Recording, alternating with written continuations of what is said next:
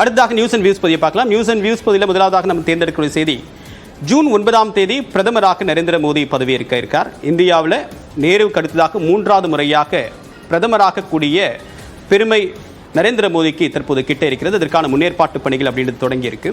So ஏற்கனவே அதுக்கான initial மூமெண்ட்டை பாஜக தொடங்கியிருக்கு. ஏற்கனவே கூட்டணி கட்சியுடைய ஆதரவு கடிதத்தையும் பெற்றிருக்காங்க. அடுத்ததாக இன்னைக்கு நடைபெறக்கூடிய பாஜகவுடைய எம்பிக்கள் கூட்டத்தில் எம்பிக்கள் குழு தலைவராக நரேந்திர மோடி தேர்வு செய்யப்பட இருக்காரு. அதற்கு பிறகு அந்த ஆதரவு கடிதத்தை பெற்றுக்கொண்டு குடியரசுத் தலைவரை நேரில் சந்தித்து ஆட்சி அமைக்க உரிமை கோர்றாங்க. ஸோ இதுதான் அதிமுகவுடைய நகர்வா இருக்கு. ஏற்கனவே 20 மத்திய அமைச்சர்கள், அதாவது 13 மூத்த அமைச்சர்கள் உட்பட மொத்தம் 20 மத்திய அமைச்சர்கள் இந்த தேர்தலில் தோல்வியை சந்திச்சிருக்காங்க. அதே நேரத்தில் கூட்டணி கட்சிகளுடைய டிமாண்ட் அப்படின்றது மிக முக்கியமாக இருக்கு. அவங்களும் அமைச்சர் பொறுப்பை கேட்குறாங்க.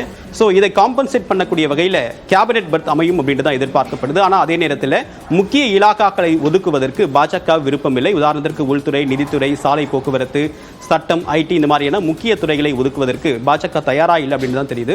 ஸோ ஒட்டுமொத்தமாக இந்த நெகோசியேஷனில் பாஜக ஒரு டஃப் பார்கெயினை பண்ணுறாங்க அப்படின்னு தான் இப்போ நம்மளால் புரிந்துக்க முடியுது.